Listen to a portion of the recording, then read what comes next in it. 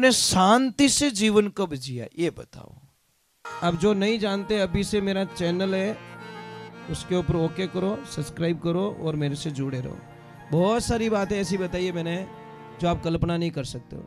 हजारों बातें अंदर डाली मैंने वीडियो के माध्यम से, ताकि आप तक पहुंचे, आप उसका आनंद लो। कोई माइनस पॉइंट है तो उसको पढ़ाई के लिए, धंधे के लिए, घर की परेशानियों के लिए, मतलब बहुत सारी, जिसकी सगाई नहीं हो रहे, संबंध नहीं हो रहे, क्या कारण है क्या नहीं है, चैनल से जुड़े रहिए।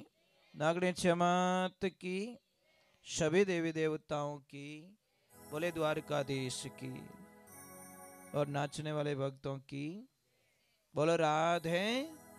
थोड़ा जोर से बोलो ना, राधे। जय श्री कृष्ण। एक बात ध्यान रखे प्रभु, हमेशा एक बात अवश्य ध्यान रखे जिंदगी में, कि इस जीवन को कोई समझ लेगा उसका ही बेड़ा पार होगा। शास्त्र में लिखा है कि जीवन हमें मिला क्यों, पहले बात तो क्यों आए हम दुनिया के अंदर। क्या हम अच्छा मकान बनाने के लिए आए? क्या हम अच्छी गाड़ी खरीदने के लिए आए? क्या गहना पहनने के लिए आए? क्या अच्छी ड्रेसें खरीदने के लिए आए? नहीं, ये तो नॉर्मली बातें हैं। हमारे जीवन का कल्याण कैसे किया जाए। पैसा कमाना बड़ी बात थोड़ी है, पैसे तो बहुत सारे लोगों के पास में, परंतु पैसे को खर्च कहाँ किया जाए, विवेक बिना वो पैसा सही जगह नहीं जाता। देखो, दो आदमी मजदूरी करते हैं, एक आदमी, दोनों की छुट्टी हुई, दोनों ने 500 रुपए कमाए। एक आदमी आया बाजार में, उसने फल खरीदे, फ्रूट खरीदे, कुछ खाने की चीजें खरीदी, वो पहुंचा अपने घर पे। और दूसरे ने गया कहां पे, दारू के ठेके पे, जो 500 उड़ा के चला गया। जिसके पास विवेक नहीं था तो वो दारू पी के चला गया घर पे, और जिसके पास विवेक था तो उसने सही चीजें खरीद ली उससे। तो जिसके पास विवेक जागृत हो जाए वो आदमी अपने जीवन को सही जगह उपयोग करेगा, सही जगह खर्च करेगा, सही जगह वो बोलेगा, सही जगह अपने जीवन को यूज करेगा। तो ये ध्यान रखिए, जीवन में जीना।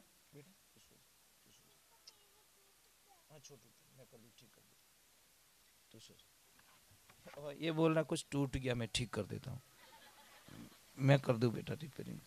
तू घुस जाए, घुस जा अंदर। नहीं हुए तो सीधे गाड़ी भेज दे, बट जा ढोलक रिपेयरिंग कर तू जा। बच्चे होते हैं चंचल होते हैं, यहाँ ने राखना भगवान ने राखना बराबर है। पर साहब एक ध्यान रखना, बच्चों पे गुस्सा नहीं आना चाहिए, क्योंकि भगवान का रूप है। यहाँ मैं तो गुस्सा करने का ही क्या हो, एक थप्पड़ जड़ दो और चॉकलेट बताओ, थप्पड़ भूल जाएंगे, चॉकलेट खा जाएंगे। इसलिए तो कहते हैं बच्चे भगवान होते हैं। अनापन तो कोई बोल दियो रे तो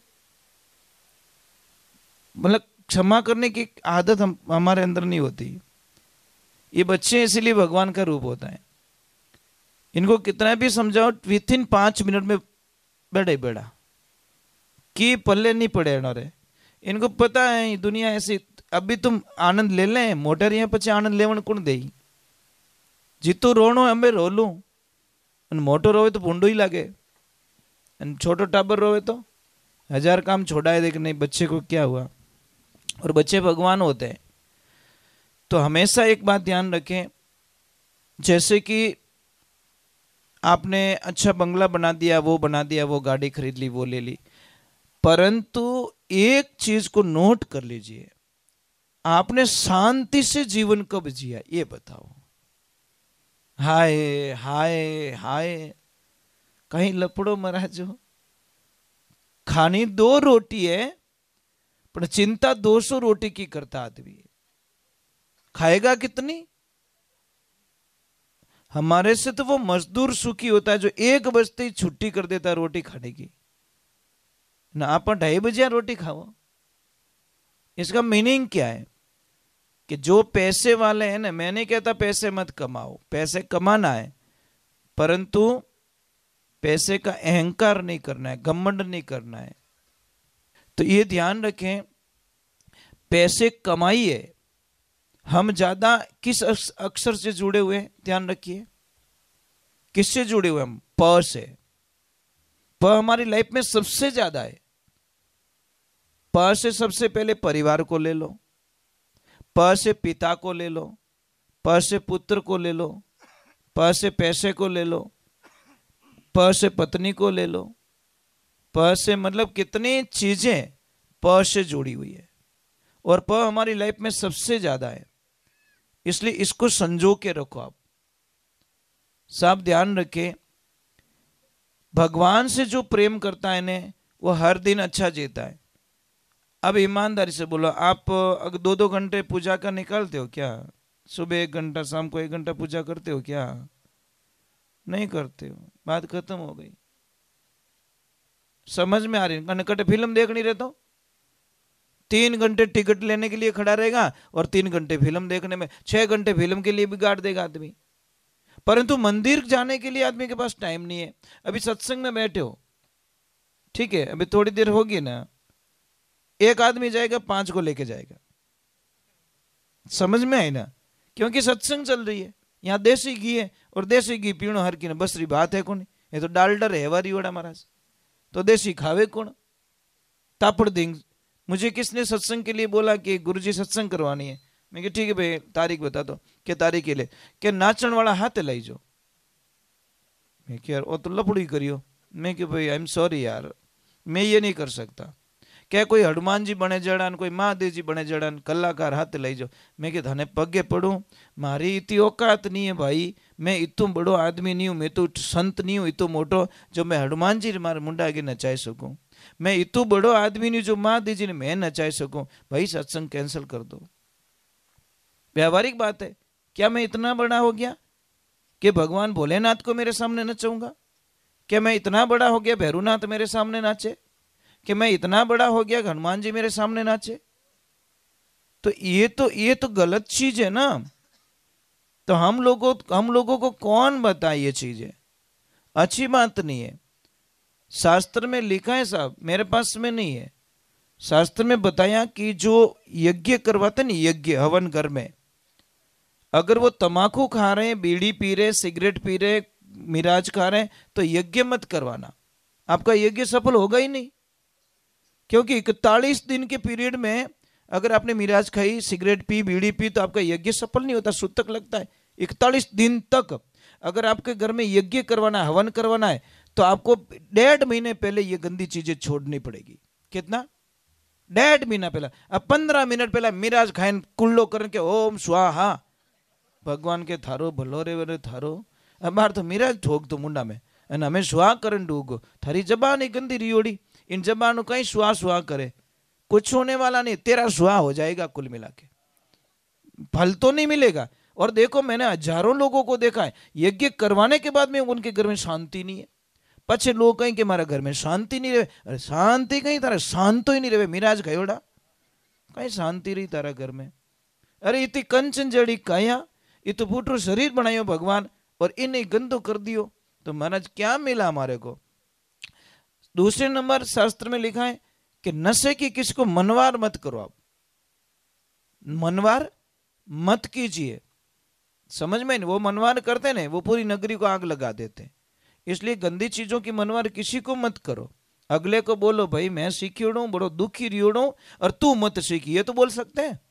इतना तो कह सकते हैं हमारी हालत देख ले तू, मैं बहुत दुखी हो गया हूं इस नशे से, छूट नहीं रहा है मेरे से, मेरा घर बर्बाद हो चुका है और मेरी हालत खराब हुई, मेरा शरीर काम नहीं कर रहा है, भाई तू मत सीखना। ये तो शिक्षा दे सकते हैं। पण कहीं के लो महादेव रो प्रसाद है, तो मेल्यो बापड़ो महादेव जी बदनाम कर दिया महाराज महादेव जी को। क्या लफड़ा है यार? भगवान को बीच में क्यों टांग रहे हो? नशो धोने आवे, खावो थे नहीं, रिचार्ज थोड़े कराई जो 2000 बैलेंस जातो देखियो कदी, तो रिचार्ज तो तुम हो रहे हो। समझ में आ रही नहीं? तो भाई भगवान को बीच में क्यों लाते हम लोग? यही तो प्रॉब्लम है ना। तो ये भगवान को भी नशा करो यार, हमें कोई एतराज नहीं, तुम्हारा घर कहना कर रहा है तुम करो, पर दूसरे को बिगाड़ो तो मत। अरे कई लोग तो इतने लॉजिक होते हैं, वो छोटे छोटे बच्चों को क्या कहते पता है, अरे यार बीड़ी पी ले तेरी मूछे जल्दी आएगी, ये तेरा भला हो रे तेरा, मूछे के चक्कर में बीड़ी बीड़ी पीने सिखा दिया उसको। मैंने पूछा बच्चों को कि क्या करो, कि वो यार बा कहता कि मूछियां भेगी आई, मूछियां चक्कर में धुआं काटे नाक में, ये क्या लॉजिक है महाराज? ये सिखाने की बातें होती है क्या बच्चों को? हम क्या सिखा रहे बच्चों को? तो ये गंदी चीज है कि नहीं है? अगर इस बच्चे को ऐसी आदत से, अरे भाई ए फॉर एप्पल बोलना सबको आता है, पर ए फॉर अर्जुन नहीं बोलता, बी फॉर बलराम नहीं बोलते, बी फॉर बॉय सब बोलते हैं, पर बी फॉर बलराम नहीं बोलते। समझ में आएंगे? तो ये चीजें सिखाने की होती है। तो संस्कार क्या सिखाते हैं हमारे? एक ध्यान रखना, शास्त्र में लिखा है गरीब वो आदमी नहीं है जिसके पास पैसे नहीं है, गरीब वो आदमी नहीं है जिसके पास गाड़ी नहीं है, गरीब वो आदमी नहीं है जिसके पास बंगला नहीं है, गरीब वो आदमी नहीं है जिस आदमी के पास में गहना नहीं है, जिस देवी के पास में गहना नहीं है। शास्त्रों में गरीब किसे कहा गया? गरीब वो होता है जिसके पास संस्कार नहीं होते, और बिना संस्कार आप एकदम गरीब हो, इसमें कोई शंका, गुण से गरीब हो ना साहब। अगर आपने अपने बच्चों को पढ़ाई के साथ में संस्कार नहीं दिए तो ये बंदा बोल के जा रहा है साहब, और मेरी बात अगर झूठी निकल जाए तो मेरी जबान काट लेना, कुछ टाइम और वेट कर लो। अगर आपने बच्चों को एजुकेशन के साथ में, एजुकेशन देना बहुत जरूरी है, पढ़ाई करानी बहुत जरूरी है, पर पढ़ाई के साथ में संस्कार देना बहुत जरूरी है, नहीं तो आपका अंतिम संस्कार साहब ऑनलाइन होने वाला है, ध्यान रखना। देखना, लिख देना अपने घर पे कि कोई पागल बोल रहा था, अभी तो हम लोग पागल ही कहते हैं, कोई टेंशन नहीं पड़ी, ये पागल की बात कभी सत्य भी निकलेगी। ध्यान रखना, ऑनलाइन आपका संस्कार होगा कि कौन बेंगलोर से आए, 4 बढ़िया कर दो और थोड़ा लकड़ी वाले को किराया दे दो, और वो हांडी पकड़े भी नहीं, कितनी मजदूरी है, ये सब मजदूरी करके कितना हो रहा है पेमेंट में, ऑनलाइन पे कर दे तो मेरे बाप को जला दो।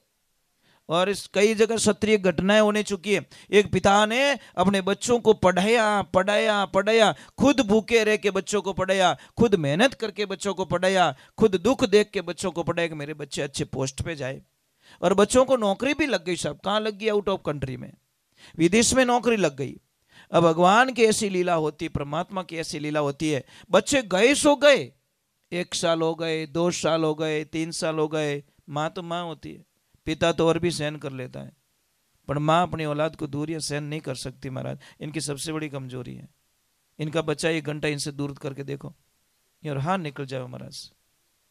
अब वो माँ बार बार अपने पति को कहती है, अरे बच्चों से बात तो करवा दो, बच्चों से बात करती है, बेटा तो हर मुंडो तो बताए दो, कितना साल हो गए? 3 साल बेटा, 3 महीने दूर नहीं रह सकती मैं, 3 वर्ष हो गए, ऐसे पैसे नहीं चाहिए बेटा मुझे, ऐसी नौकरी नहीं चाहिए।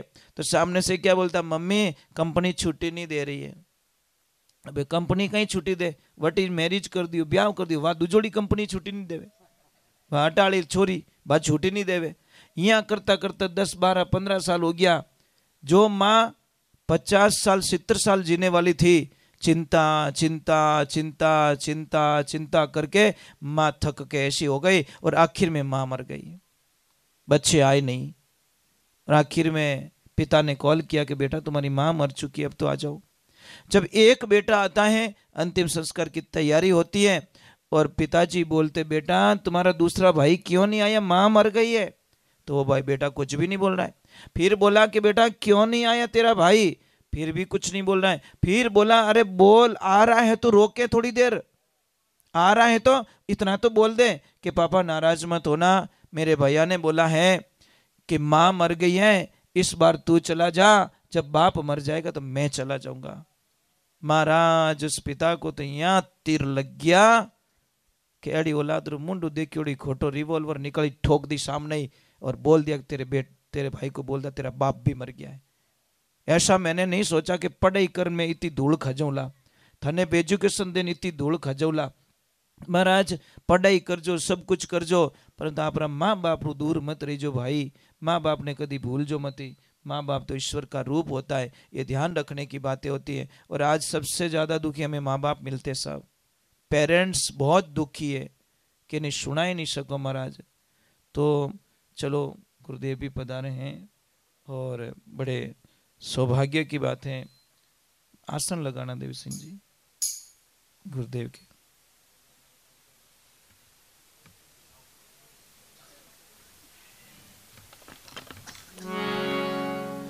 प्रणाम गुरुदेव।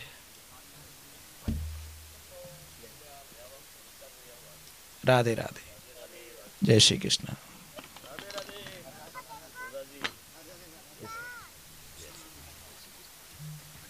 जय श्री कृष्ण।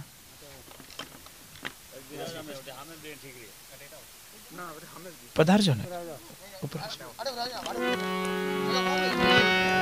बोलिए सत्यगुरु भगवान की, बोलिए पधारे हुए गुरुदेव की। थोड़ा जय तो बोलो कृष्णा। बोलिए नागणे मात की, बोलिए सत्य सनातन धर्म की। इसलिए ये बात का थोड़ा ख्याल रखना। बहुत कड़वा लगेगा आपको, परंतु है सत्य है महाराज। इन चीज़ों को मजाक में नहीं ले सकते हम लोग। बच्चों की तरफ इतना ध्यान दीजिए। आपकी मेन एफडी वही है बस, बच्चों के अलावा कुछ भी नहीं है आपके पास में। यहाँ पे कौन ऐसे पिताजी बैठे हैं मुझे बता दीजिए कि आप दुकान से आए या खेत में से आए या कहीं काम करके आए, शाम को आते ही आपका बच्चा आप बैठे और आपके लिए पानी का गिलास लेके आए और नीचे बैठ के बोले पापा आप पूरा दिन काम कर रहे थे खेतों में, पूरा दिन दुकान पे काम कर रहे थे, पूरा दिन मार्केट में काम कर रहे थे पापा, आपके पैर बहुत दुखते होंगे पापा, मैं थोड़े आपके पैरों की मालिश कर देता हूँ। है कोई ऐसे भाग्यशाली पिता यहाँ पे जो आपका बच्चा आपको बुला के आपके पैरों की मालिश करे? बस गई भैंस पानी में। ये कमाई कर ली आप लोगों ने, कुछ भी नहीं है आपके पास में। कोई है आपकी बेटी जो मम्मी को बोले मम्मी रेस्ट कर लो मैं काम कर देती हूँ? बेटी को तो कोई बोलता नहीं, मम्मी काम बड़ा तो कहेंगे please mom not disturb me. है पूंगी बजावनी है अड़ी भाषा सीखी कहीं। ये क्या लपड़ा है भाई, मम्मी को ऐसे नहीं बोल सकते। इसलिए मैं चिल्ला चिल्ला के लोगों को कहता हूँ कि भाई ब्याह शादी में ज़्यादा खर्चा मत करो, नॉर्मल खर्चा करो, क्योंकि तुम एल्बम देख के रोने वाले हो। एल्बम को देख देख के रोने वाले हो कि एल्बम में तो फूट रो लागे तू एड़ो की निकलियो। मतलब यही तो प्रॉब्लम नहीं, धोला धट हो ना जावे और ये करके आ जाते हैं, फिर रोने वाले हो आप, इसमें कोई शंका नहीं है। तो हम लोगों को थोड़ा संस्कारों की तरफ ध्यान देना है। मैं महाराज हमेशा कहा करता हूं कि अगर कोई मंदिर बन रहा है और मंदिर का बजट है 5 करोड़ रुपया, तो उस मंदिर का 4.5 करोड़ का बजट माइनस कर देना चाहिए। सिर्फ 51 लाख में अच्छा मंदिर बनाओ और 4.5 करोड़ रुपया का वहां पे गुरुकुल बनाओ और आपके बच्चों के संस्कार में खर्च करो, तुम्हारी जिंदगी बन जाएगी। समझ में आ रहा है कि नहीं? मंदिर बनाओ छोटा सा, पर हमारा पैसा जो है बच्चों के शिक्षा और संस्कार में खर्च करो। गुरुकुल बनाओ और बच्चों को हमारी संस्कृति के बारे में बताओ। अब इन बच्चों को पता ही नहीं। बेटा ईमानदारी से बोलना, जैसे कोई मेहमान आ जाए, कोई साधु संत आ गए, उनका बधावना लेना है तो आप कैसे लोगे? बता सकते हो बच्चियां? समझ लो कोई नहीं है, थाने छोड़ दी कि गुरुजी ने बधावना है, मेहमान ने बधावना लेना, की कर ले? बस सिखाया नहीं। इनकी कोई गलती नहीं, पेरेंट्स की गलती है। नहीं, पेरेंट्स की गलती है साहब। ये कॉलेज में नहीं मिलेगा। कॉलेज में आपको थोड़ी पता है कि करमाड़ी बांधनी, स्वास्तिक कैसे बनाना है, आरती कैसे लेनी है, वो थोड़ी सिखाएंगे कॉलेज में। समझ में आ रहे नहीं? तो ये चीजें सारी घर से होती है, तो ये चीजें सीखना बहुत जरूरी है। हमारी संस्कृति बर्बाद क्यों हो रही है? इसी कारण हो रही है कि हम खुद नहीं कर रहे हैं, फॉलो नहीं कर रहे ना। मैं क्या बोल रहा हूं, मैं खुद आरती नहीं करता और फिर बच्चों को बोलूंगा वो कैसे करेंगे? पहले तो मुझे करना पड़ेगा ना। मुझे आचरण, निज पर शासन फिर अनुशासन, मुझे नियम फॉलो मुझे करना पड़ेगा। इसलिए मैं कहता हूं भगवान को जानना और भगवान को मानना दोनों अलग है। जानना कोई बड़ी बात नहीं है। बाबा रामसा पीर को सब जानते, पर रामसा पीर के नियमों को कौन पालन करता है? बस ये प्रॉब्लम्स है ना। जय बाबा री सब बोले, अनबुढ़ा मीड़ी सिगरेट पी तो जान के जय बाबा री, ये तेरा भला हो तेरा। क्या तू बाबा का परम भक्त है? ऐसे थोड़ी होता है। तो बाबा रामसर पीर ने सबसे पहला जो काम किया था जातिवाद खत्म करने का। और जो बाबा रामसर पीर का परम भक्त होता है वो जातिवाद करता ही नहीं पहले बात तो, क्योंकि उन्होंने जातिवाद के विरुद्ध बहुत लड़ाइयां लड़ी महाराज, बहुत सारी नहीं बहुत सारी बाबा ने लड़ाइयां लड़ी। ये जमा जागरण उसी टाइम से तो शुरू हुआ था। पहले सत्संग दिन में होती थी साहब, रात का कोई समय नहीं था सत्संग का। पर उस टाइम से ये सत्संग है। पहले घरों में मंदिर नहीं थे साहब। आप 700 800 900 साल 1000 साल पहले की बात देखो, घरों में मंदिर नहीं थे। ये मंदिर घरों में बनने के कारण क्या हो गए, क्योंकि उनको पूजा से रोका गया, तो लोगों ने अपने इष्ट को रोकने के लिए घर में पूजाएं चालू कर दी। तो ये सारी चीजें हम लोगों को बच्चों को बतानी पड़ेगी। बच्चों को जब तक नहीं बताएंगे तब तक बच्चों को ख्याल नहीं आएगा, ये पक्की बात है। चलो गुरु महाराज पधारे हैं तो गुरुदेव का बधावना ले लेते हैं, गुरुदेव को आदर के साथ में।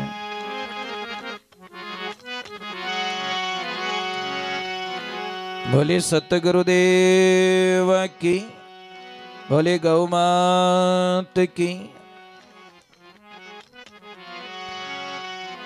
गुरु को कीजे बंदगी, गुरु को कीजे बंदगी, हरे कोटि कोटि प्रणाम। कीट न जाने भृंग को गुरु कर दे आप समान। इस दुनिया में एक बात गांठ बांध लेना, आपका पार्टनर कभी नहीं चाहेगा कि मेरा पार्टनर मेरे से अच्छे पैसे कमाए। आपका दोस्त कभी नहीं चाहेगा कि मेरा दोस्त मेरे से आगे निकल जाए। क्लास में पढ़ने वाला बच्चा, आपके साथ में पढ़ने वाला बच्चा कभी प्रार्थना भगवान से नहीं करेगा कि मेरा पास में जो पढ़ने वाला बच्चा वो मेरे से आगे निकल जाए। एक खेल के मैदान में रनिंग में दौड़ने वाला खिलाड़ी कभी नहीं चाहेगा कि मेरे पास में दौड़ने वाला मेरे से आगे निकल जाए। परंतु दुनिया में 3 लोग ऐसे होते हैं जो हमारे से उससे आगे देखना चाहते। एक तो माता पिता, हमेशा चाहते हैं कि मेरी औलाद मेरे से बहुत आगे निकल जाए। और एक होते हैं गुरु। सच्चे गुरु की बात करो, पाखंडी गुरु तो चेला ने बोलने नहीं देवे, कहीं कहे ठंडा नहीं पड़े। ये गुरुजी 90 साल रह गया અને કણી થોડો ટિકિટ ગુડજી મને ઠા પડન દો, થોડો તો મને બોલણ દો તાકી લર ધારો કો ભંડારો હોરો કરું છું। પણ 90 साल रह गया गुरुजी तो ही चलन के चुप रहे। एड़ा गुरु का ही काम रहा महाराज। गुरु तो वो होते जो शिष्य को मौका देते कि बेटा अब तू कर, कहीं फंस जाए तो मुझे बोल देना, मैं तुझे बाहर निकाल दूंगा, पर मैदान में तुझे दौड़ना पड़ेगा। भाई कोच थोड़ी दौड़ता है, दौड़ता तो उसका जो स्टूडेंट होता है वही तो दौड़ता है, वही तो मैदान में जाता ना। अब कोच कहे नहीं नहीं प्रैक्टिस तो तुझे करे पर रनिंग तो मैं ही करूंगा, ये तो नहीं हो सकता। तो एक पिता को एक बड़ी आस रहती है अपनी औलाद से।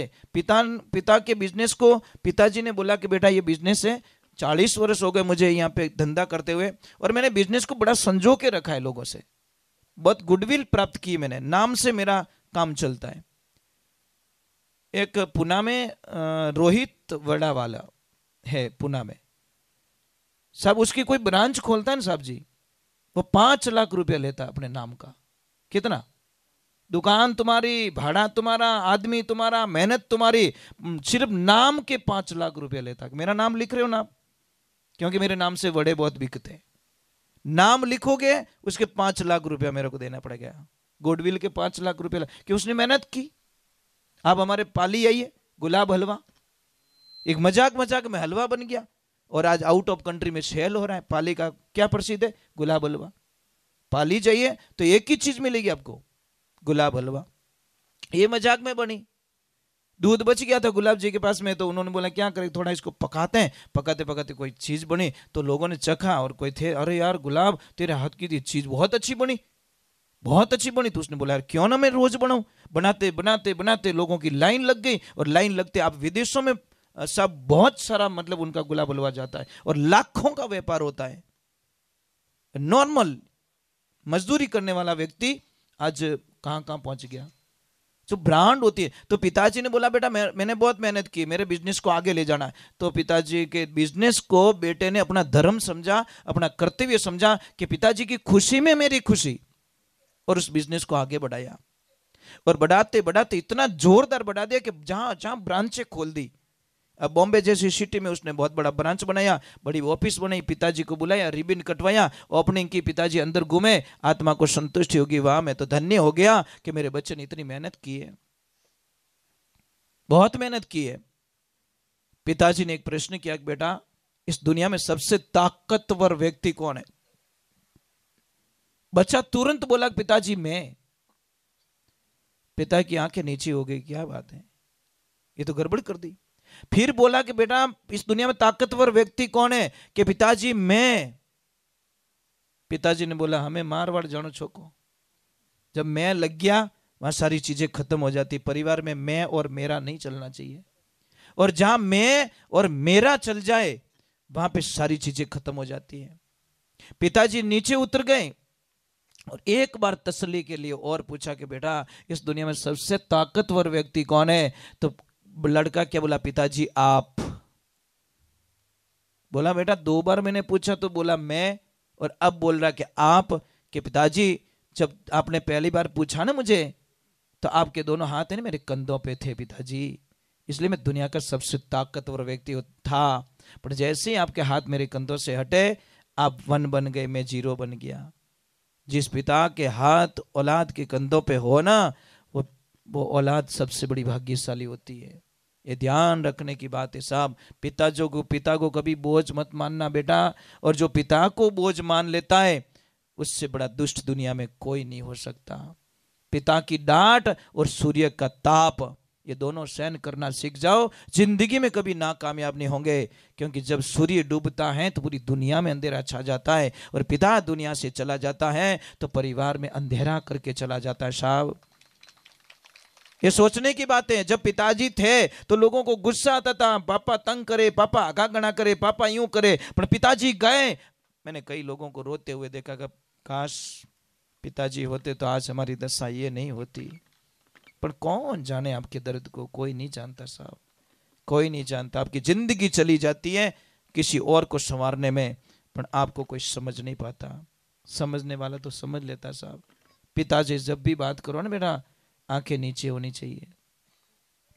पिताजी से जब बात करो तो आपकी आंखें कहाँ होनी चाहिए? पिता के चरणों में होनी चाहिए। सिर झुका के बात करे। पिताजी नजर मिलाकर कभी बात नहीं करनी, नहीं तो अधर्म माना जाएगा। अरे बेटा बनो तो, इसीलिए तो कहते माता पिता रा पगलिया पूजो जिसने तुमको जन्म दिया। श्रवण जैसा लाल बनो रे जिसने जग में अमर नाम किया।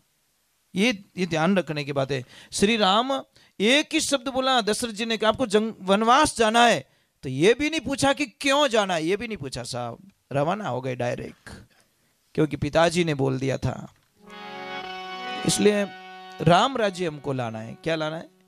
राम राज्य। राम राज्य का मीनिंग क्या है? राम राज्य का मीनिंग क्या है? सबको आदर मिले, सबके साथ में प्रेम से रहे, सबको समझे, इंसानियत रहे, किसी को तकलीफ नहीं दे, उसी का तो नाम राम राज्य है। राम राज्य का मतलब वो नहीं भी लड़ाई दंगा करना, वो नहीं करना है। हमको सबके साथ में अच्छा रहना, प्रेम से रहना, बढ़िया रहना, यही जिंदगी है महाराज। तो चलो गुरुदेव पधारे हैं बड़े से भाव के साथ में। गुरु महाराज देखिए, भाग बिना संतों का मिलना भी कहाँ होता है, बड़े भाग्य की बात है। गुरुदेव पधारे हैं, दर्शन दिए हमको। बोलिए सत्य गुरुदेव की। थोड़ी जय बोलो कृष्णा। ये मामलो मत करो, आप इतने नीचे बैठे हो, भगवान की जय कर, जय ऐसी बोलो पड़ोसी थाने पागल कह दे, कहीं के धीमे बोलने भाई तो समझ लेना हमें टावर आयो बटो पूरा पॉइंट आवे रही है, क्योंकि पड़ोसी की नींद खुल जाएगी। तो धर्म का काम करोगे ना, आप पुण्य का काम करो, बेकार थोड़ी। वो उसकी सुरता पता नहीं कहाँ भटक रही है, उसको ठिकाने तो लाके पटक दिया आपने। आपकी जय जोर से तो बोले सत्य गुरुदेव की। एक पता नहीं हम कहाँ सत्संग में गए थे, वो ब्राह्मण देवता थे, वो देवासी समाज में कहाँ गए थे। अचानक माने जय बोले, टाबर हंसे बड़ो। वो ऐसे देवता थे, ब्राह्मण देवता, हंसी जय बोलते, हमको भी लोटपोट कर देते। अचानक पता नहीं वो किस ब्रांडेड की बोल रहे थे, पर आनंद बड़ा आ रहा था। मतलब वो अचानक बोलेंगे, वहां किसी को पता ही नहीं चल रहा कि जय बोलने वाला है। ऐसी जय बोलने, बच्चे उनका साथ ही नहीं छोड़ रहे। टाबर वे मुंडा में देखे के महाराज जय कने बोले, खाली जय सुनने के लिए बोलो। बच्चे बोले क्यों बेटा, क्या भी बोलेंगे, कुछ बोलेंगे। अरे वो बोले फ्री माइंड, बच्चे होके बोल रहे एकदम। वो बोल रहे हमारा गुरुजी जीना 2 दिन का है, तो थोड़ा हंसा लेते यार। और हंसाना तो बहुत बड़े तपस्या है, किसको रुलाना तो बहुत ईजी है। किसके चेहरे पे हंसी ला के देखो, बहुत बड़ा पुण्य का काम कर रहे हो आप लोग। बोलिए सत्य गुरुदेव की।